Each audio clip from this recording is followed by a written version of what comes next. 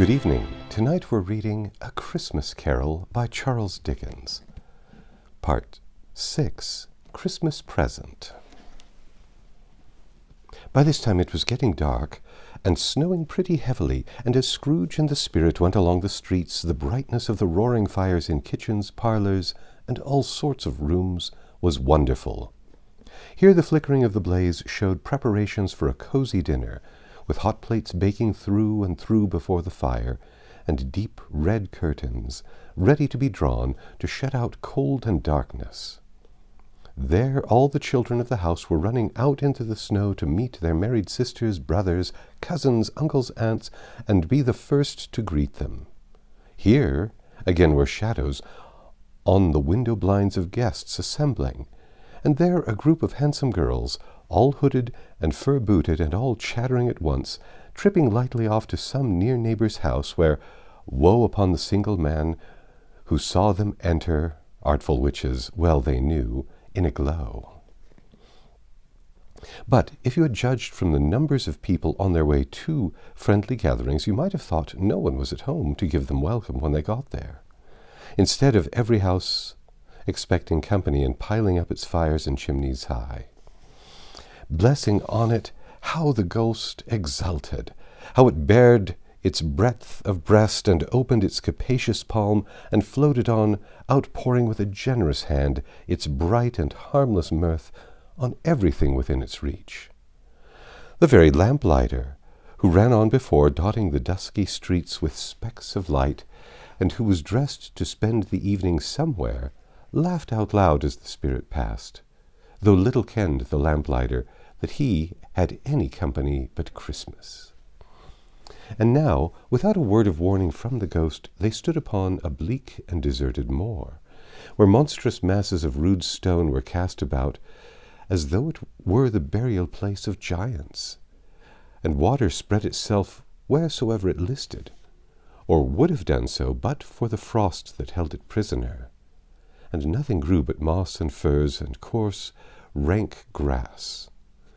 Down in the west the setting sun had left a streak of fiery red, which glared upon the desolation for an instant, like a sullen eye, and frowning lower, lower, lower yet, was lost in the thick gloom of darkest night.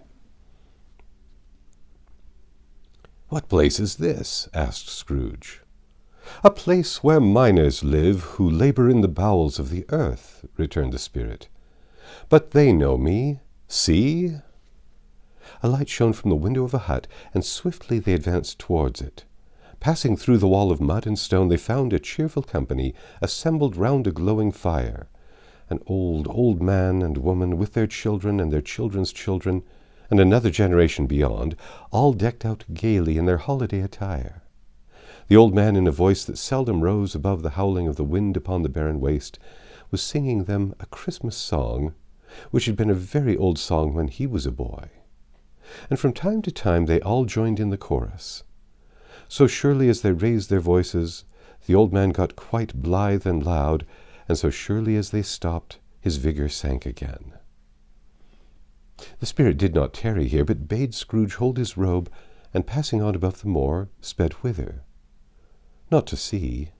To see! To Scrooge's horror, looking back, he saw the last of the land, a frightful range of rocks behind them, and his ears were deafened by the thundering of water as it rolled and roared and raged among the dreadful caverns it had worn, and fiercely tried to undermine the earth. But upon a dismal reef of sunken rocks, some leagues or so from shore, on which the waters chafed and dashed the wild year through, there stood a solitary lighthouse. Great heaps of seaweed clung on to its base, and storm birds, born of the wind one might suppose, as seaweed of water, rose and fell about it like the waves they skimmed.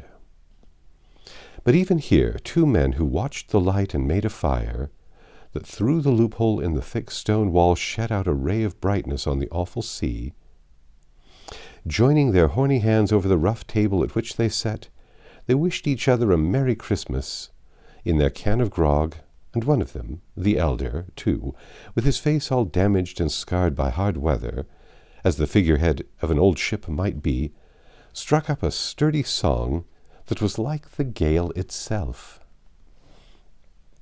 Again the ghost sped on, above the black and heaving sea, on, until being far away he told Scrooge from any shore they lighted on a ship.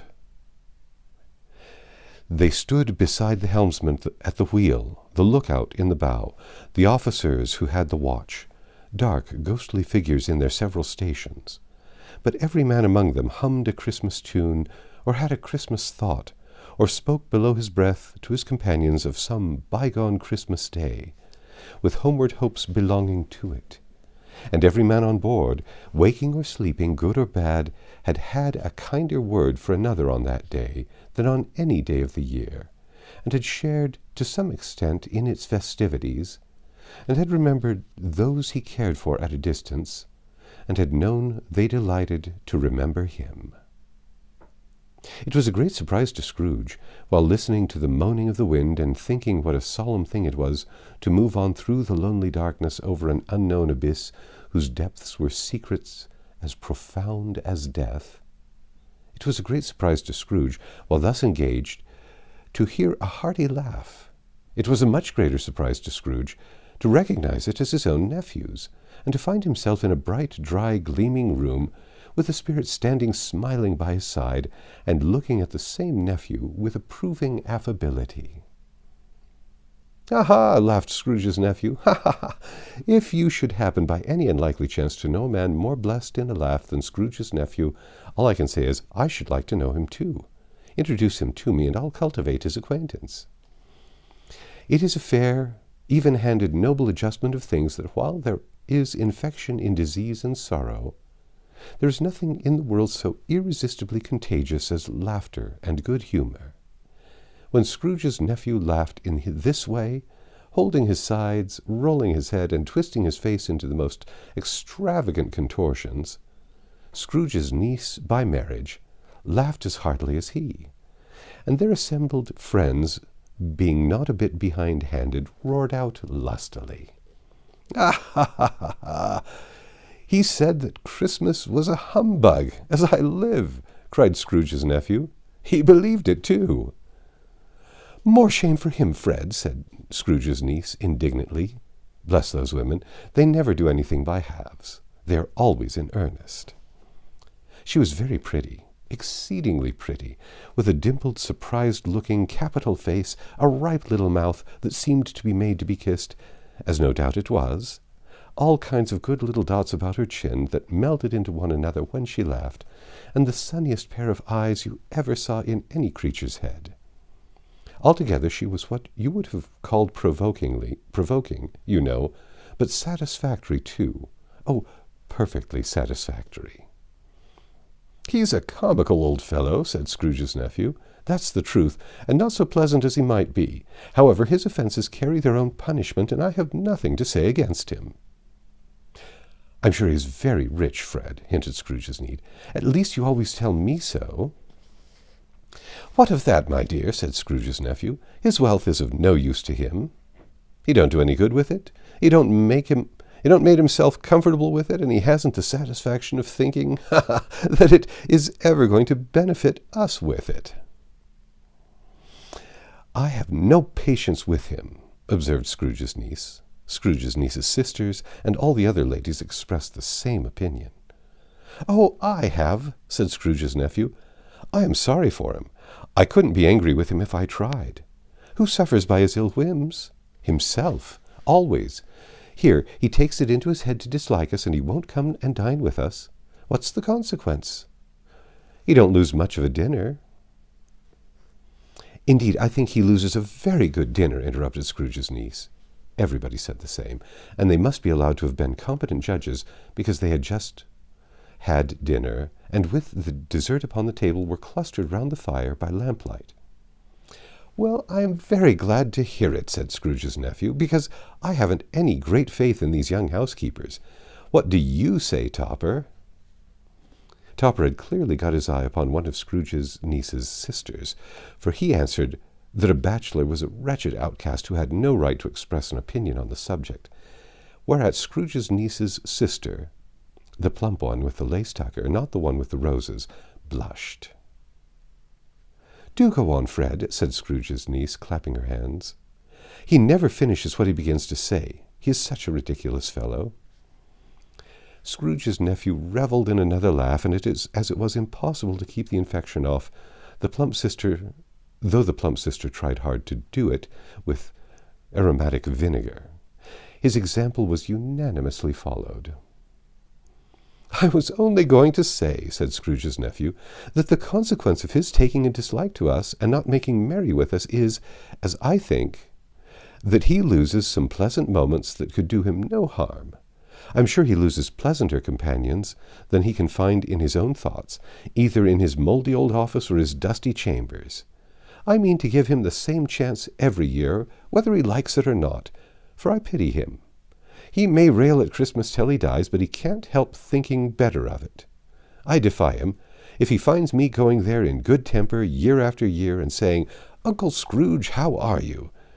If it only puts him in the vein to leave his poor clerk £50, that's something, and I think I shook him yesterday."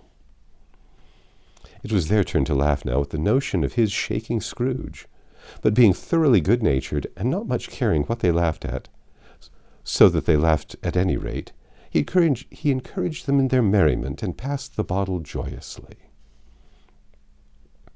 After tea, they had some music, for they were a musical family and knew what they were about. When they sung a glee or a catch, I can assure you, especially Topper, who could growl away in the bass like a good one, and never swell the large veins in his forehead or get red in the face over it. Scrooge's niece played well upon the harp, and played among other tunes a simple little air, a mere nothing, you might learn it to whistle in 2 minutes, which had been familiar to the child who fetched Scrooge from the boarding school, as he had been reminded by the ghost of Christmas past. When this strain of music sounded, all the things that ghost had shown him came upon his mind.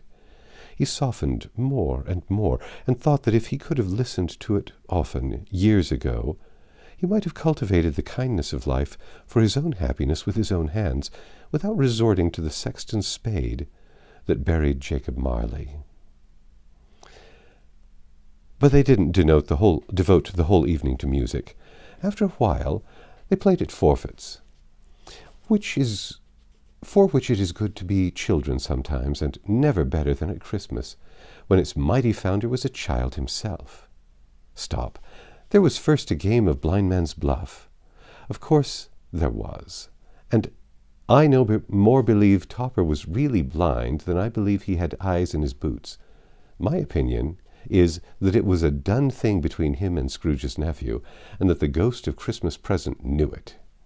The way he went after that plump sister and her lace tucker was an outrage on the credulity of the human race. Knocking down the fire irons, tumbling over the chairs, bumping against the piano, smothering himself among the curtains, wherever she went, there went he. He always knew where the plump sister was. He wouldn't catch anybody else.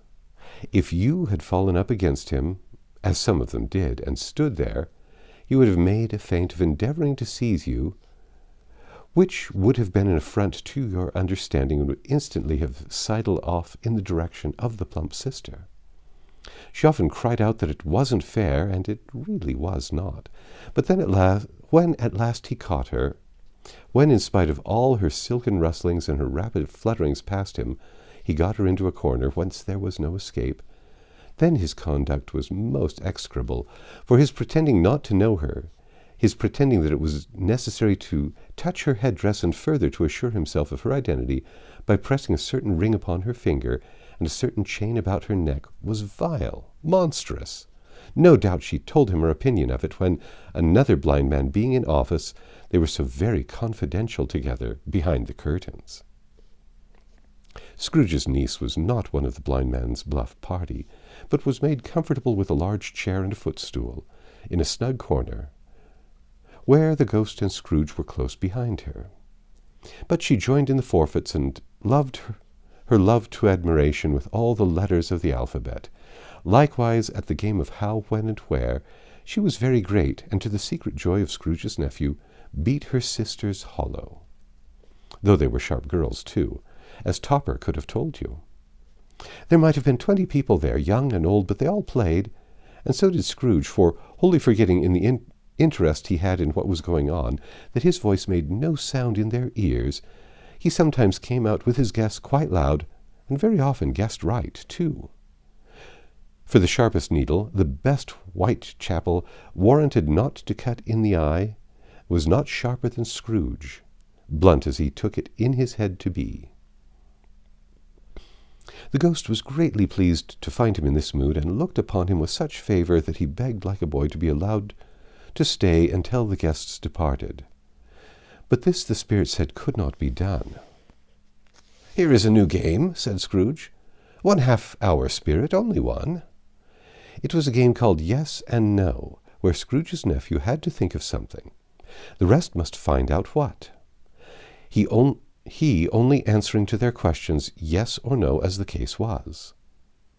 The brisk fire of questioning to which he was exposed elicited from him that he was thinking of an animal, a live animal, rather a disagreeable animal, a savage animal, an animal that growled and grunted sometimes, and talked sometimes, and lived in London, and walked about the streets, and wasn't made a show of, and wasn't led by anybody, and didn't live in a menagerie, and was never killed in a market, and was not a horse, or an ass, or a cow, or a bull, or a tiger, or a dog, or a pig, or a cat, or a bear.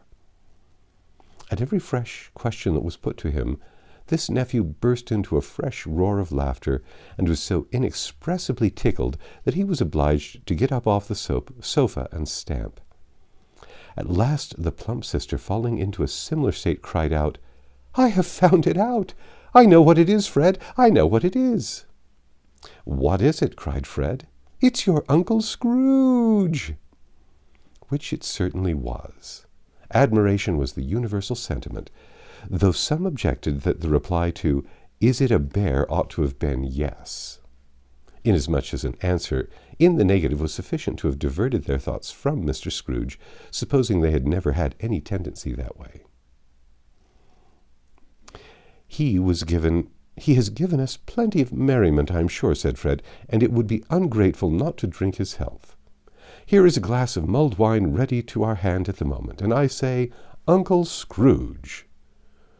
"Well, Uncle Scrooge," they cried. "A Merry Christmas and a Happy New Year to the old man, whatever he is," said Scrooge's nephew. "He wouldn't take it from me, but may he have it nevertheless. Uncle Scrooge." Uncle Scrooge had imperceptibly become so gay and light of heart that he would have pledged the unconscious company in return, and thanked them in an inaudible speech, if the ghost had given him time.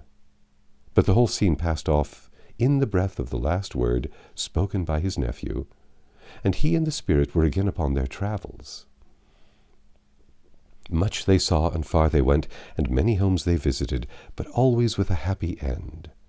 The spirit stood beside sick beds, and they were cheerful, on foreign lands, and they were close to home, by struggling men, and they were patient in their greater hope, by poverty, and it was rich, in almshouse, hospital, and jail, in misery's every refuge, where vain man, in his little brief authority, had not made fast the door, and barred the spirit out, he left his blessing, and taught Scrooge his precepts.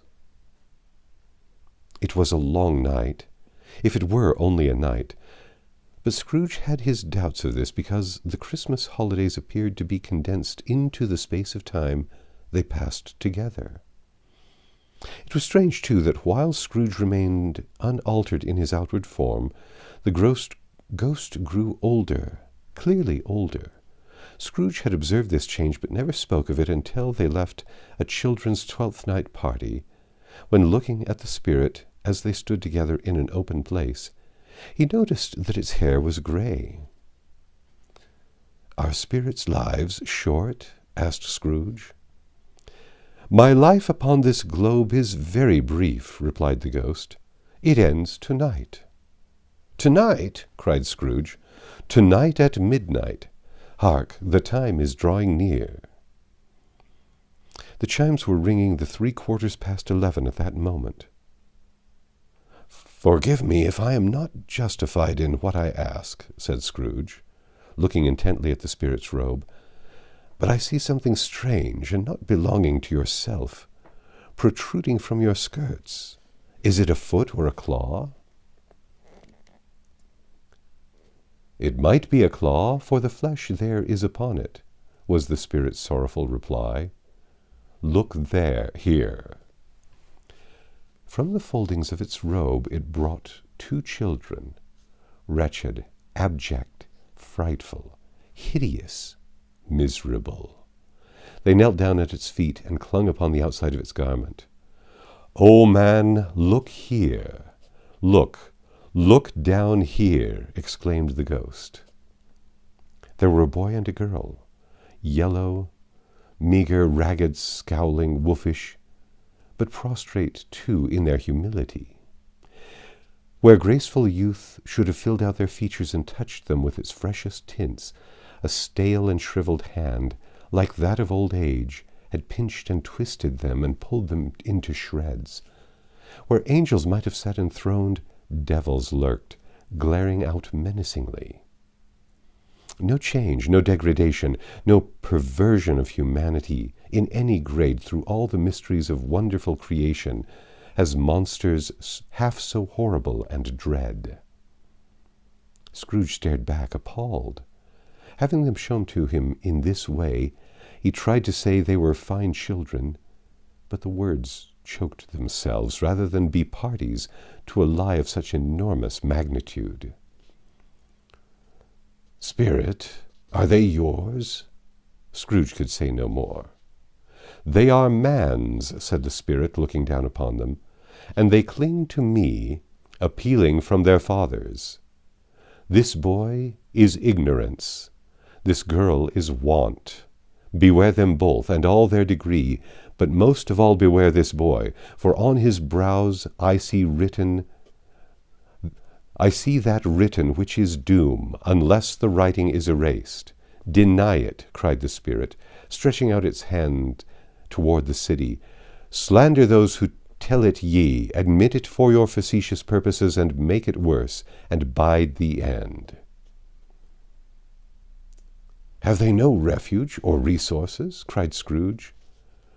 "Are there no prisons?" said the spirit, turning on him for the last time with his own words. "Are there no workhouses?"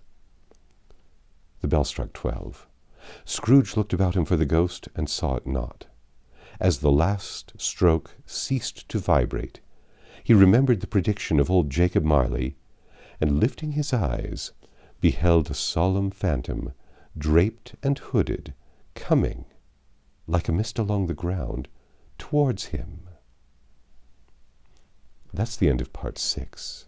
Come back tomorrow and we'll read part 7, The Third Spirit.